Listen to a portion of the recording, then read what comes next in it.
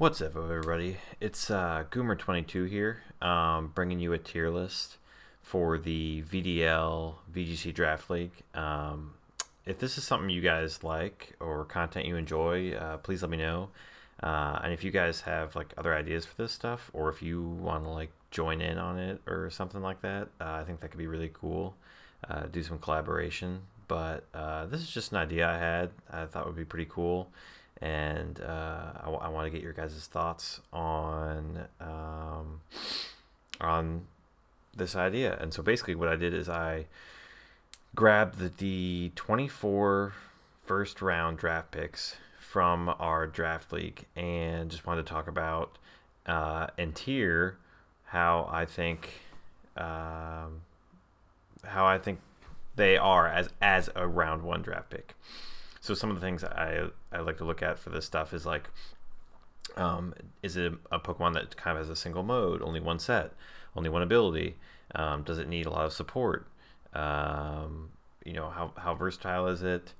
What are other options for what the Pokemon does, whether either in its tier or in other tiers?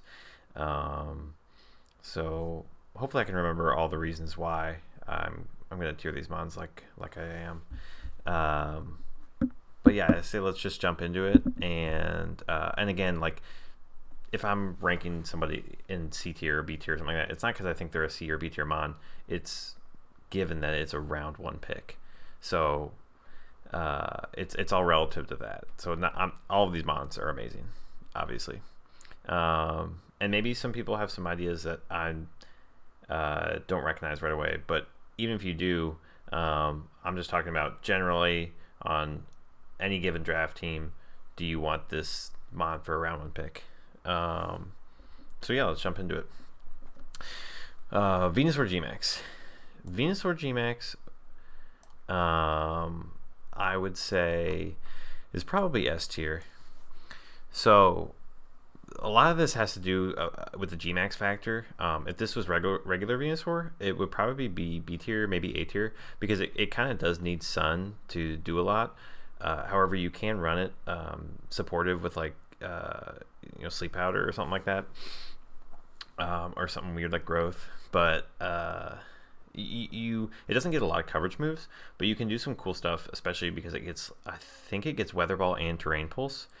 And it is difficult to deal with if you get Sun up. And the thing about Sun is that there's plenty of Prankster Mons and Sun Mons to I guess there's only like 2 Sun Mons. I'm not sure if Vulpix gets it, but there's a lot of Prankster Mons that get a Sunny Day. So there's lots of ways to set Sun. And the other thing is picking this kind of deters other Sun modes, so you are more likely to get like Torkoal or something like that. And so next up, Finny. I also think Finny is an S tier pick. Finny, you're pretty much always going to run Misty Surge, but Misty Surge is just so powerful, resetting others' terrains and preventing like burns or sleeps from or paralysis is awesome. You can run like offensive or defensive Finny, which is really annoying. And not a lot of I was gonna say not a lot of people carry like strong poison types or something like that, so you really just gotta deal with grass and electric. But even then, like there are plenty of super effective electric or grass attacks that will not kill a Finny, unless you are like a Rillaboom or something like that. So it is really annoying to deal with. The Misty Surge, resetting terrain, doing unburden stuff. You can do a lot of cool stuff with it, I think. Next up, Tyranitar. Tyranitar, I feel like, is an A tier. Amazing sand setter, arguably the best. However, you do have Gigalith and Hippowdon as budget terrain setter or budget sand setters for that.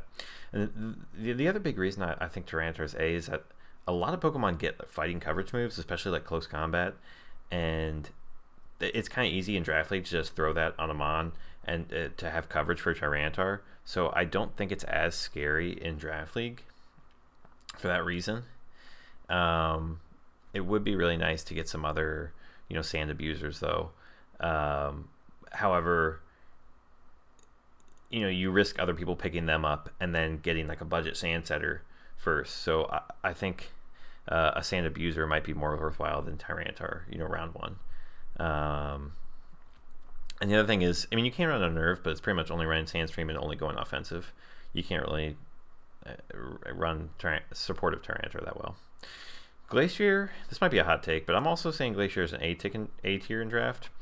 Mainly because in draft, if someone has Glacier, you know that they pretty much have to set Trick Room, or they don't have to, but it really works a lot better in Trick Room, and so it's a lot easier to prepare for Trick Room in draft.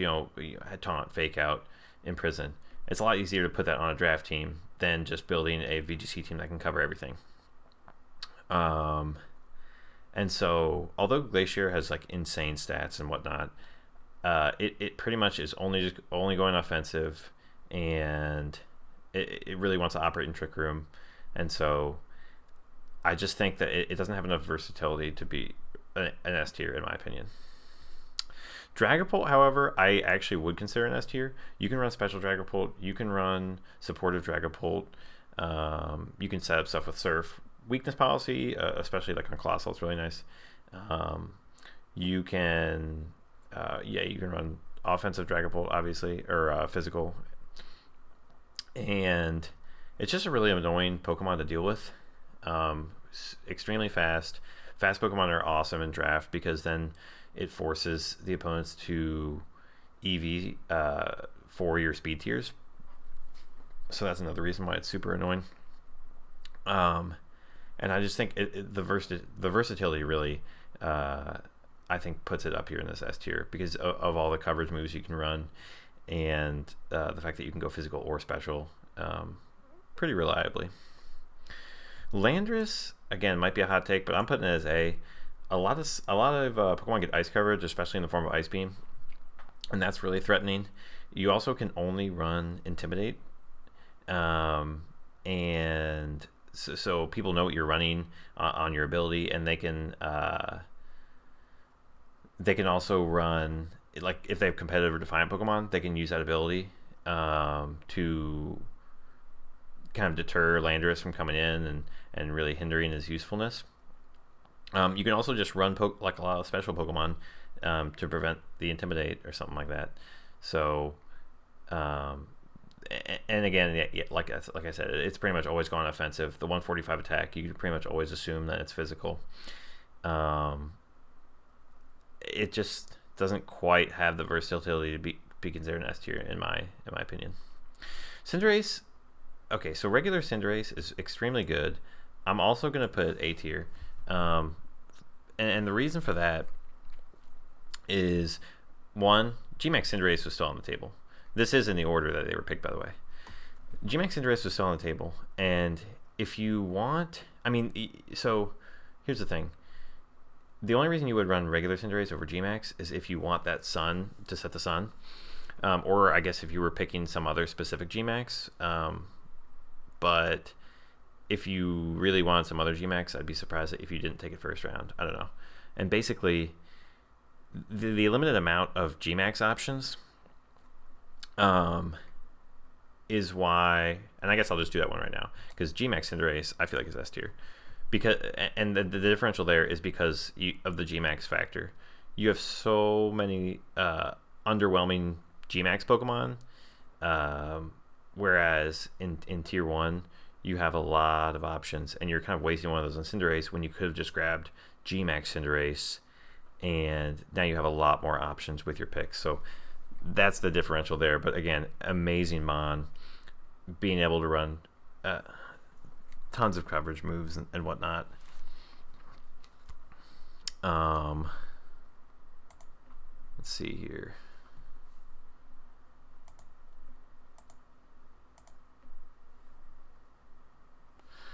Okay. So being able to run tons of coverage moves is really useful. And you change your type with the Barrow. Like that's such an annoying ability to deal with in draft, especially. Okay, so Regieleki. Regieleki is really tough. I do feel like it's an S tier though. Not too many people have Lightning Rod on their team. I mean, there's a decent amount of users of it, but even with that, like Regieleki is so strong. It's the fastest Pokemon. It can run screens.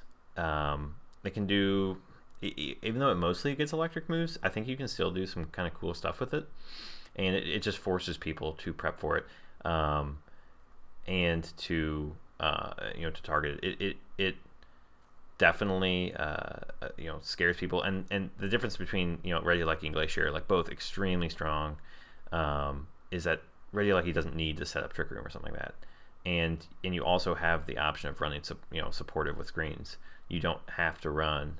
And the other thing is Electro Web bypasses Lightning Rod for the other user, so you can still lower speed on the other user or something like that, or run Discharge, run moves that hit the other Pokemon. So I think there's some cool stuff you can do there. Okay, so now we've got Gmax Lapras. Gmax Lapras, I would say, is A tier. The thing about Gmax Lapras, I mean, I think screens are really useful, but unlike Regieleki, like Lapras, you know that the Gmax move is going to be screens, right? Lucky doesn't have to run screens. Gmax Lapras, you can kind of cover for that with Psychic Fangs, Defog, Brick Break, and a lot of people do get Brick Break, so you can just kind of cover with that on your draft team. And Lapras really is not going to run too many. I mean, you can run Perish Trap stuff, but it's, in my opinion, those strategies aren't as scary as just straight screens, and it needs more support. I think it needs weakness policy. It needs help to do work. And as a GMAX, or it's very solid pick, but I just don't know if it's necessarily worth the first round. GMAX Rillaboom, on the other hand, absolutely S tier. This Rillaboom does not need any other Pokemon to be good, right? Rillaboom is extremely good on its own. Terrain Setter, Priority Grassy Glide.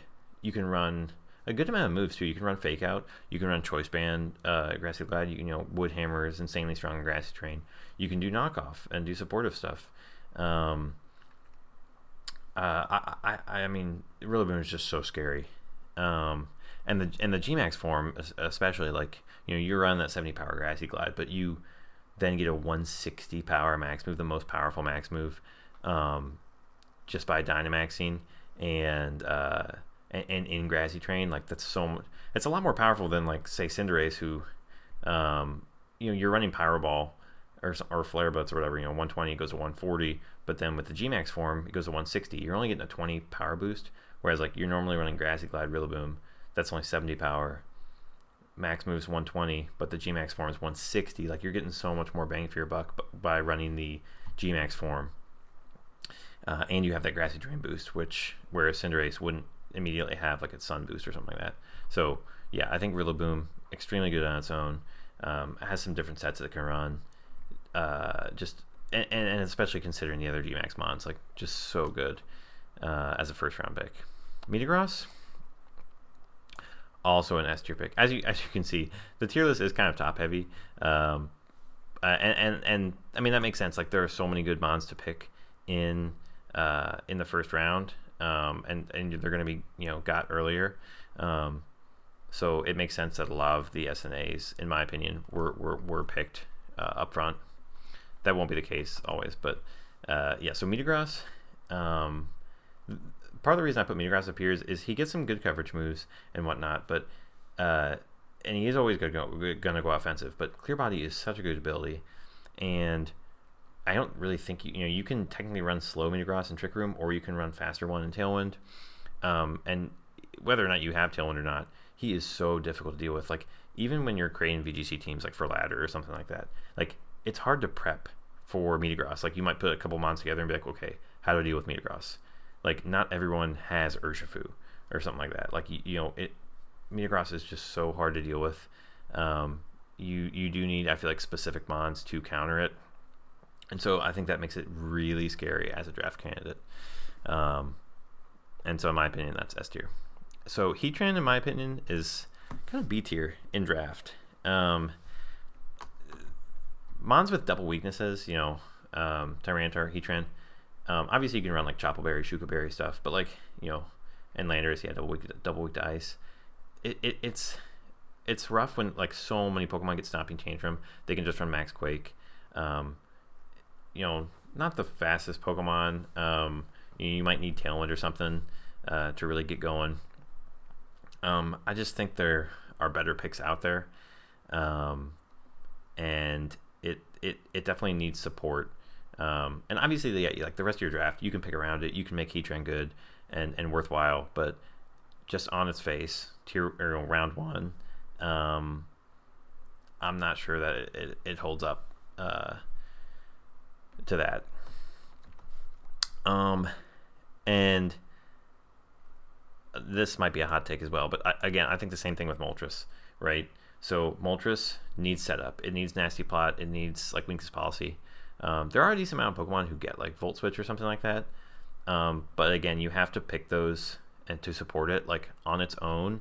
Just like Moltres, you can't throw that on any draft team and make it useful. Whereas I think with some of these S tiers, besides maybe Venusaur because it kind of needs Sun. However, that Gmax factor is kind of why it goes up there. But you need stuff to support the Moltres. And I mean, it is scary. It is hard to deal with. You can't prankster it because of Dark type. And Dark Flying, in my opinion, is one of the best type combinations. Extremely scary. Plus, it's a special Dark attacker, so you got Max Darkness. But it's I don't think it's super versatile either. Like you're gonna run, you can run setup but I think most of the time you're gonna run Weakness Policy. I don't know why you wouldn't necessarily. I guess you could run Life Orb or something like that. But if you do, it's damage output just isn't nearly as good. So you're gonna have to force your other draft picks to support this and focus around this Moltres. So in my opinion, that's why it's a B tier. Galarian Articuno is gonna be our first C tier in my opinion. So I don't think it has. I mean, it's got Tailwind, but it's not super fast. I think it's like 90 or 95 or something like that. I mean, it's got competitive, but again, if you have someone with Intimidate, or if you have, Pokemon like that, like you don't have to run them with Intimidate, and proc that. Like, I guess you can pair it with a good physical mon that you would want to Intimidate and do that well, but just on its face, like I don't think you can slap Moltres or not Moltres. I don't think you can slap Articuno on any team and do well with it. I to be honest, I haven't used it that much in like VGC or anything like that. So, but I don't think it has that many sets it can really run. I mean, and like the signature moves like Freezing Glare is not nearly as good as Fire Wrath because Fire Wrath is a spread move for VGC and stuff and can flinch. So like it's I don't know. It just doesn't seem like it's worthwhile as a round one pick. The other thing to think about is like, is it going to be picked round one? Like is it worthwhile to get early? I don't know that too many people were looking at Galarian Articuno. I could be wrong, but like I don't think I was. Like that's a mon that you could probably pick round 2 or 3 and snag it with high chance. Although I do get it that like these Pokemon Regieleki, Glacier, Heatran stuff, like they're all new in this format for Sword and Shield, so you're gonna want to grab it and then just try it out in Draft League. That makes sense. Entei, let's see, what did I have for Entei? Entei I also put, well, that's tough. Man,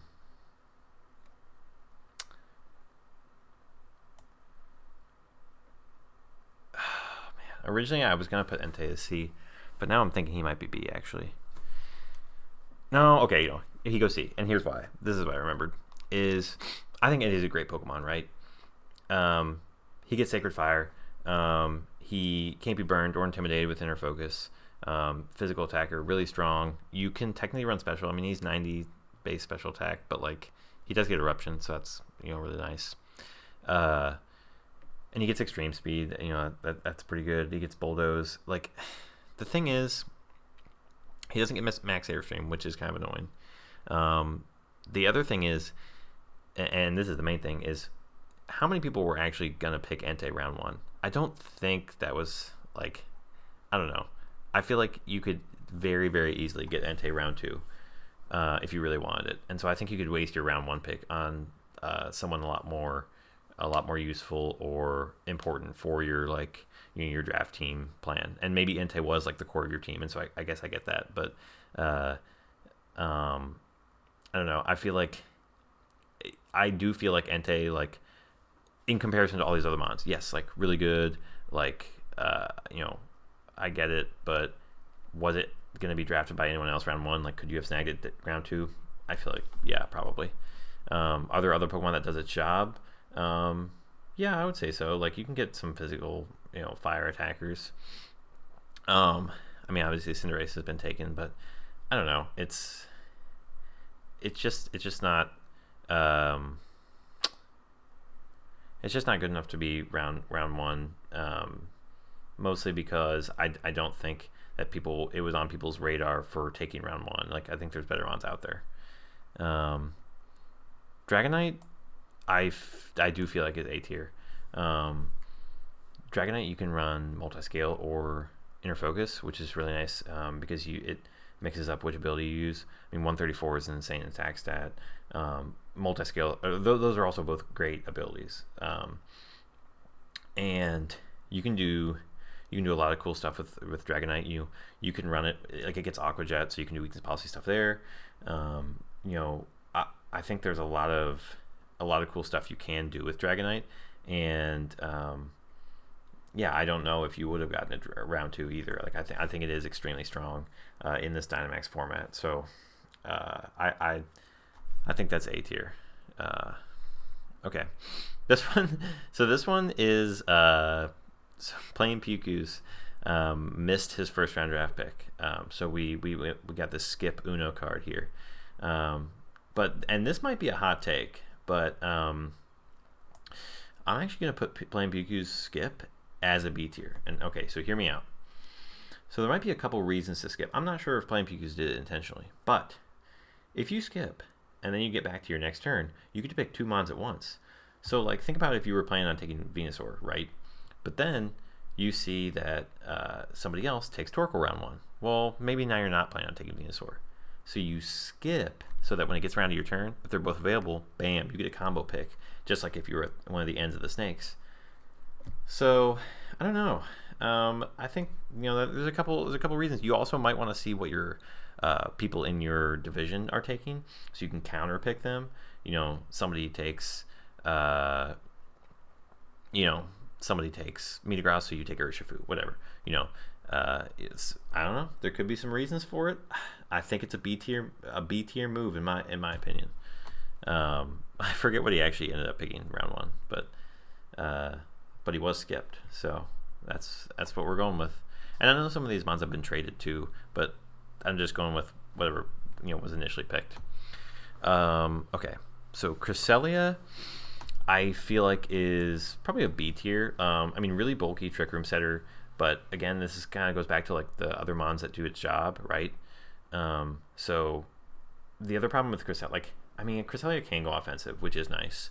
At least it gives different offensive coverage is what I mean. Like, if you were to pick like Dusclops or something like that, like, you don't really get coverage. You're not going to run offensive. You just have like Nightshade. So like although you can run Dusclops a bunch of different ways, and it's a bulky Trick Room setter, it also can't be faked out. Whereas Cresselia can be faked out. Cresselia can be taunted, imprisoned.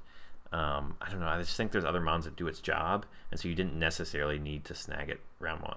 And again, like I said, like, this could have been like the core of your team. There could have been some big reason why you did pick Cresselia, but on its face, like, you throw it on any team, it'll be solid. It's fine.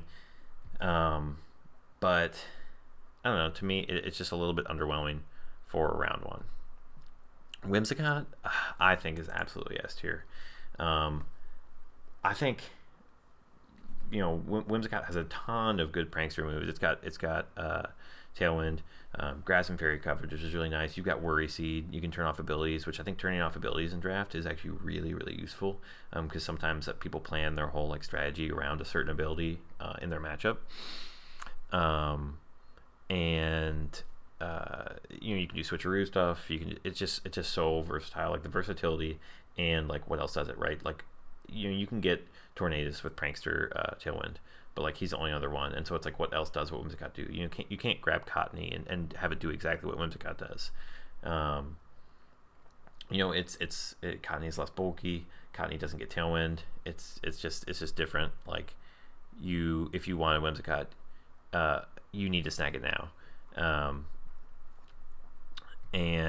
Whimsicott doesn't need Pokemon to support it, right? It supports other Pokemon. That's why I think another reason why it's a great first round draft pick, because you pick Whimsicott, for example, okay, we'll just do this one now. Regidrago, B tier. It's super, super strong, right? But unlike Regieleki, it can't really go supportive.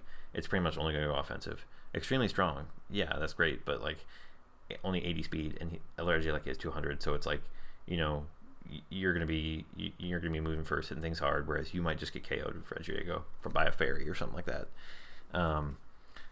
It really needs support. You can't just slap this on any team. You could arguably say C tier, but it just hits so hard. You do have to respect it. So that is kind of why I left it in B tier. But okay, you really want, this is why Whimsicott's up here, right? You really want Regidrago, Whimsicott. Okay, well, you better pick Whimsicott first, because, let's say you get Regidrago. Oh, now you need a Tailwind setter, but Whimsicott's gone. There's not as many options, I feel for setting up speed control, whereas you get Whimsicott. Oh, Regidrago's gone? Okay, well, let me just grab some other Pokemon who's amazing or amazing for Tailwind, which there are plenty of Mons who have mid-speed and excellent offense. Pheromosa. Pheromosa, I feel is B tier. I mean, you do have extremely fast speed swap, but you can also get faked out, and extremely frail. Obviously, it's going to run Sash, I feel most of the time, but you can run physical or special, which is interesting. I don't know. I just feel I haven't seen Pheromosa be used super well, but I guess the speed swap is kind of nice. I also don't know that many people would have drafted this first round. You might have been able to get second round pretty easily. I don't know. So, yeah, I to be honest, I don't know a whole lot what you would do with Pheromosa. I guess some people have some plans. I know it has very similar special or physical, so you can do either one, but I don't know. Bug fighting isn't great typing. You do just get destroyed by any flying move. Okay, Boldened, extremely clear in the Bolden tier. Here's the thing. You have all of these Mons picked. You almost the whole first round picked, and Bolden is still left on the table. I don't know why. We can't blame Gert because he didn't have a chance, but all of these Pokemon, you had a chance to pick Bolden, and you didn't. It so versatile, so useful, extremely threatening. It just makes sense. Bolden goes in the Bolden tier. There's nothing else that can go there. I think that speaks for itself. Okay, and last but not least, Urshifu, Single Strike, G-Max, absolutely S tier. I feel you could almost even argue that Urshifu goes in the S tier. It does have the double weakness to Fairy, which is kind of annoying, but again, the G-Max factor just puts it above. When you think about the G-Maxes that are available, a lot of them are kind of underwhelming Pokemon. Urshifu, insane, amazing, great tier 1. Getting a free tier 1 for your G-Max is really, really nice. And it's just so useful, so good for countering stuff. You have to respect it. Not being able to protect, super annoying. I do feel you can throw Urshifu on a lot of teams. Just keep him in the back, and just run through teams. So you definitely have to prep for it. But I don't know. That's my take on it. Let me know what you guys think. Let me know if you thought this was interesting, thought it was cool. I was thinking about doing some more of these. So that's going to be it for us on our Tier List Tuesday. Goomer22 out.